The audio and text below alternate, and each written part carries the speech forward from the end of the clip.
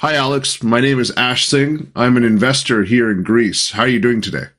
Very well. Very happy to meet you today. My pleasure. Go ahead.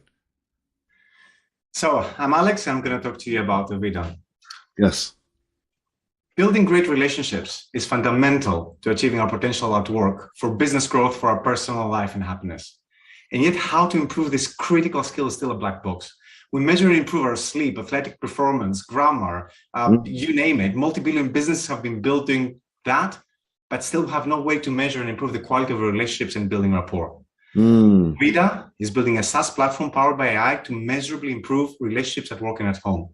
We know this is a big task, and we have 3 steps to get there. First, transforming coaching, an exploding industry where rapport is fundamental, giving us unparalleled access to data and experts to train our machine learning. Second, the huge 400 billion corporate training market, helping organizations train leaders, doctors, financial advisors, build better relationships. And third, we want to help every human being do that. Our secret sauce is a unique way we analyze communication with commercially available AI tools and our proprietary algorithms on top. Very strong early traction on our first market coaching with world-class experts and organizations involved. And our founding team consisting of a hustler and a hipster with previous exits and our hacker CTO. We funded the business pre-seed and built our fully working platform. And we're now raising $1.5 million in SAFE for our seed round.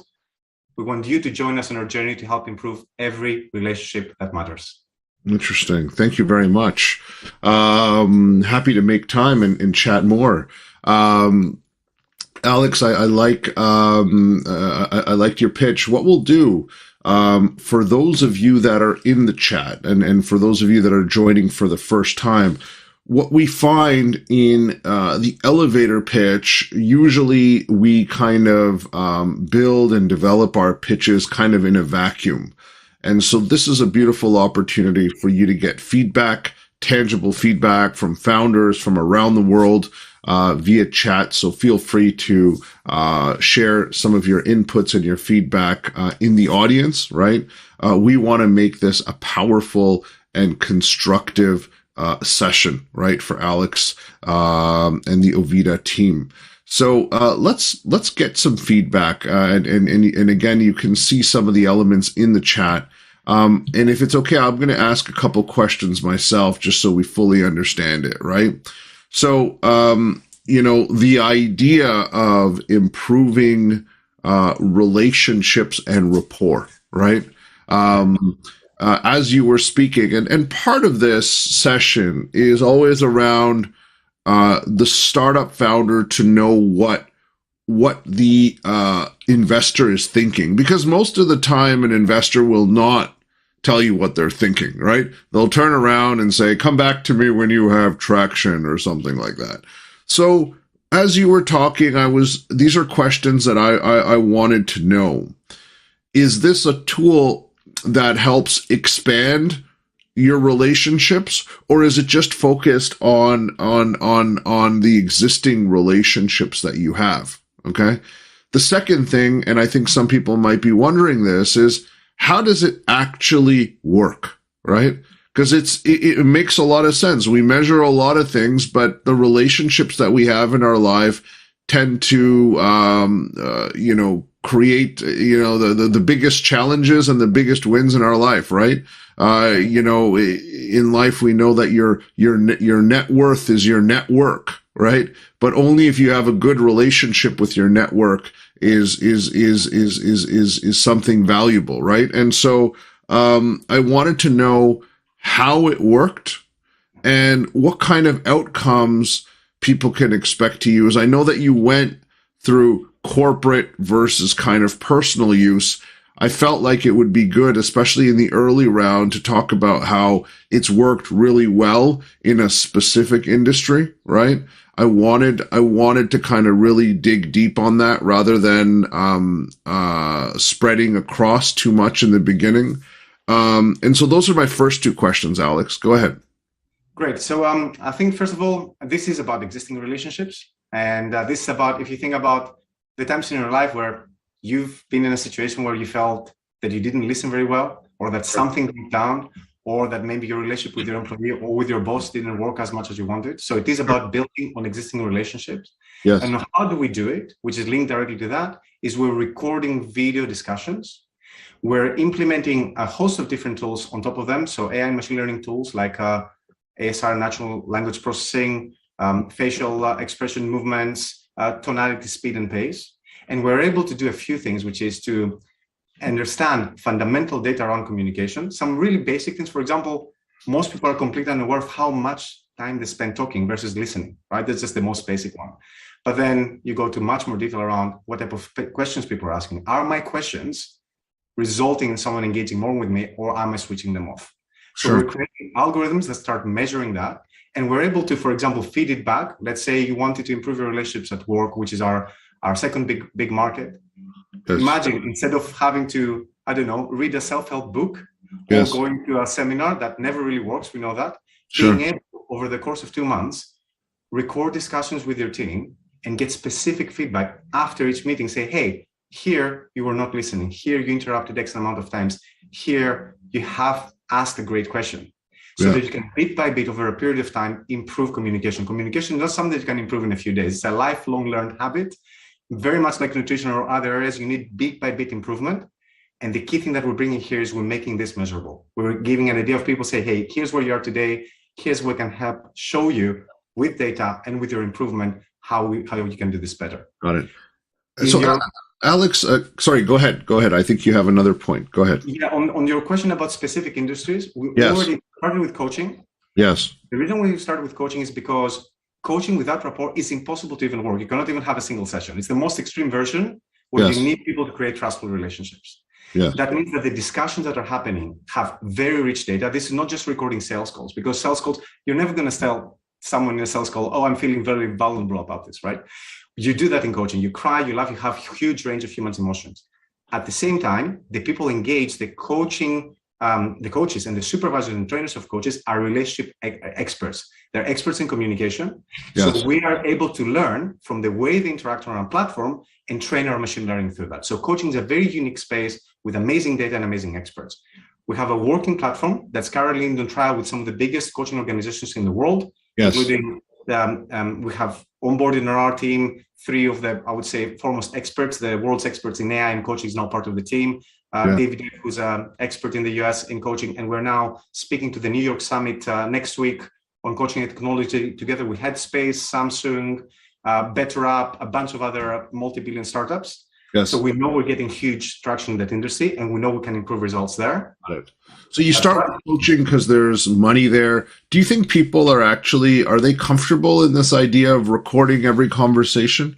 Like I feel like as you were talking about the product itself, are people okay with recording their conversations like that, or should we make it a little bit more seamless, right? Because when I think about interactions, right, I see that, relationship building is not just within a specific time. It's usually with the overall engagement and interaction you have with somebody, right? It's not just in a meeting, it's how you behave with them, at the water cooler, right? How you behave with them, over lunch, how you behave with them, when you're, crossing paths in the hallway at work, for instance, right? It's a little bit more holistic, isn't it, Alex? So, partially. So, in the world post-COVID, the reality is the vast majority of interactions in many businesses are anyway happening on video. So although I'm also a little bit weeping about the water cooler moments, the reality is we have moved to a space where 67% of communication is and probably will be happening on video. Additionally, by recording a series of interactions, it's not just one meeting, because one meeting, to your point, is not enough, but recording a series of interactions and being able to see how a person is doing over a period of time will include a lot of the things that you see in the water cooler in the corridor anyway. Finally, on your point about privacy, for us, privacy is super important. We operate on the strictest standards, EU GDPR, we operate on full and informed consent. What we have found so far is that once people understand why this is useful for them and understand that they can always delete everything on the platform, that we never advertise and that the data is only used to help them improve, we haven't had this issue almost at all, especially in coaching where anyway some supervision is required just to become better, and where people want to, by definition, to become better. We haven't had this issue at all. For some people, it's not going to be there. But what we're seeing also generationally, people under 40s have no issue being recorded whatsoever. People above, there is a little bit of a gap. So we think also generationally, it's moving towards a place where we're happier generally to be recorded, as long as It's used to help us, not to exploit us. Sure. When you have a product like this from a business context, right? Improving relationships and improving rapport usually drives better outcomes, right? So can you talk to me a little bit about what those better outcomes are, right? Because when I think about this from a typical business perspective, if communication and relationship and rapport is better, right? What are the tangible outcomes? Like if I'm a business organization, what can I expect to use this for? Because I do agree, we are especially in the video environment, we have to improve our ability to build rapport and relationships because we are in this digital world now, and it's different than the rapport that you would build, for instance, if you were in the same office. I understand that, but tell me about the business improvements people can expect after they use your platform.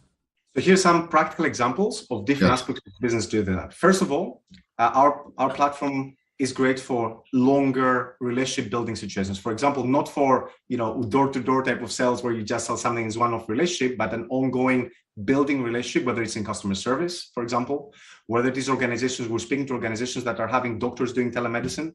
Number one reason for doctors to be sued is not their level of service, is how good the relationship is with people. So they can immediately improve the way the service is being delivered, but also in areas like leadership, engagement. So we see that leaders that engage with the people have significantly higher retention, they train better talent. There's a host of data that shows how being able to listen better and to ask open questions automatically leads to more innovation, to better relationships across the team, better team building, and better leadership.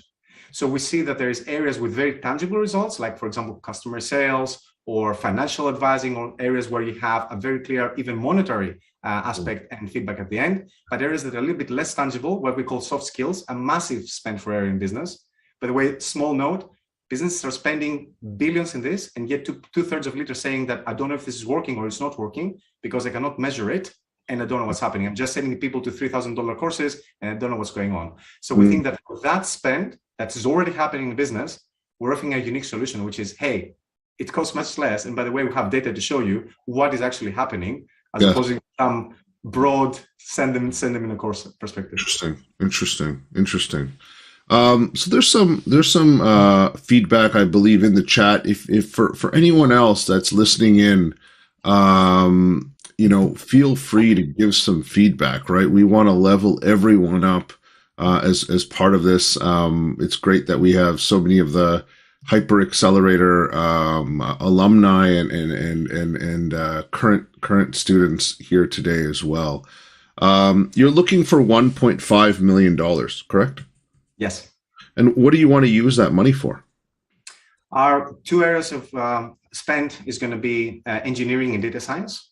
Okay. So we currently have a team that is, I would say it's a good team, but it's not a great team in engineering. You know how the war for talent has been going over the last couple of years. Sure. So we want to invest in a stronger team in that front, enabling us to implement some of the big next versions that we want to do on our product. And data science, we have a chief data scientist and chief technology officer here, but we need at least 3 to 4 more people to advance the way we develop our algorithms, and especially how we uniquely combine different tools in the market. We're still very, I think, unique in doing that. We haven't found anyone else who's combining facial expression analysis with tonality, with speed and pace, with NLP. And us building this proprietary approach to that is fundamental to a lot more customers and to our future rounds as well. Got it. Alex, when people are interacting in the digital world, right? If I'm working from Microsoft Teams or in Zoom versus working in the office, are there different personality types that occur? Because you're looking at this from a data perspective. As you're speaking, because when you think about data science in general, it just comes back to the different nodes of, it's a binary kind of formula, right? You have different types of personalities. Do you find that there's different personalities? Do personalities change when they're in person versus in the digital world? Is that something that you see? Like if I'm, go ahead. Go ahead. We don't think there is a significant difference. There's an initial difference if people haven't engaged much with video, for example, and we've all been through that in COVID. But Yes. ultimately, people will relax and behave more or less as they're behaving. With the one difference is that they're a little bit more stationary when they're looking at the screen versus operating in a live environment. But what is really interesting about, and we're already seeing in our data and communication, is that there are aspects of communication that are a bit like, if you think like food, right? Everyone around the world, it's carbs, protein, and fiber. The way you eat, it's probably different the way I'm eating it, but there's always a base that is, but it's hard-coded into us. It's about being human. For example, the fundamentals of listening or asking the right questions actually are pretty much cross-cultural. However, because we're basing our algorithms based on the person, we're not basing it on huge machine learning training with pictures and saying this is good, this is bad.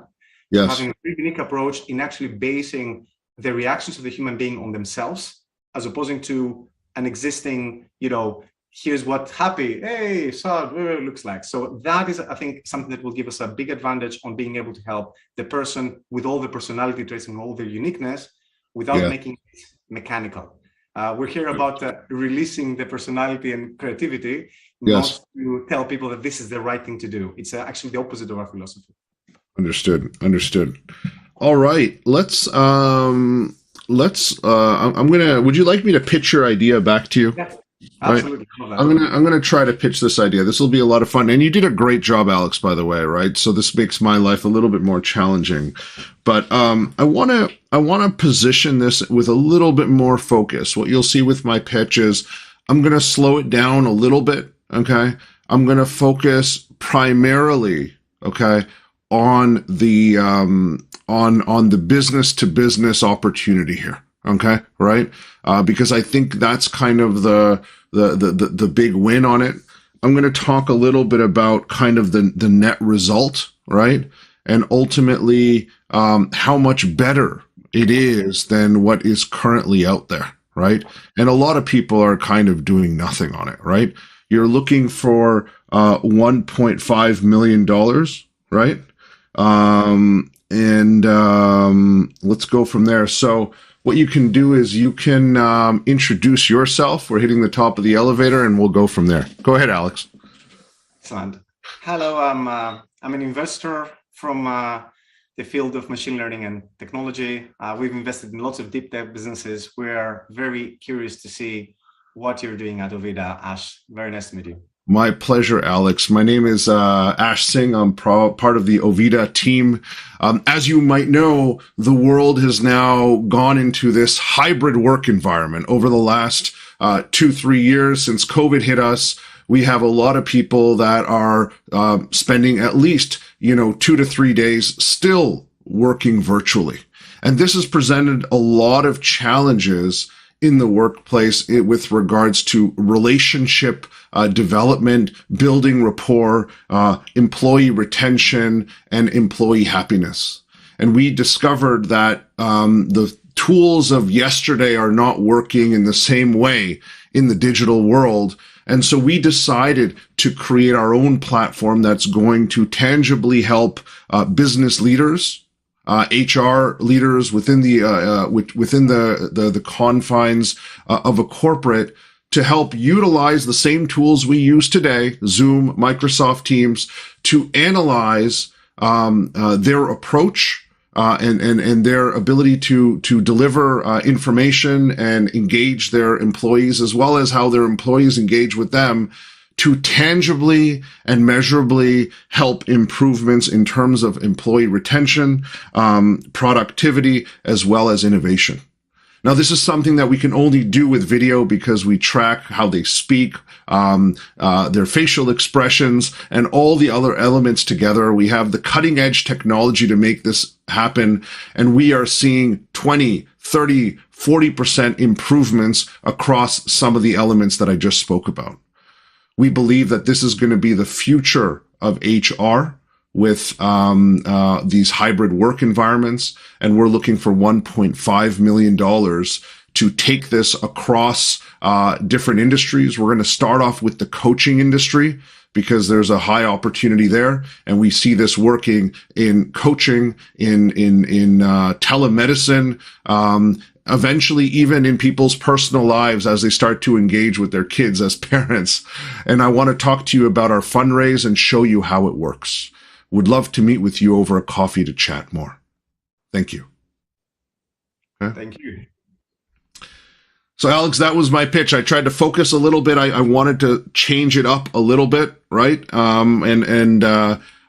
wanted to really drill down some of the benefits, right? I tried to put some tangible numbers on it, right? We have found, especially with the Great Resignation, a lot of challenges in terms of employee retention. And so, coming back to those elements, right? How do you keep them longer? And I know some of the data you might not have, but I wanted to build that into it, right?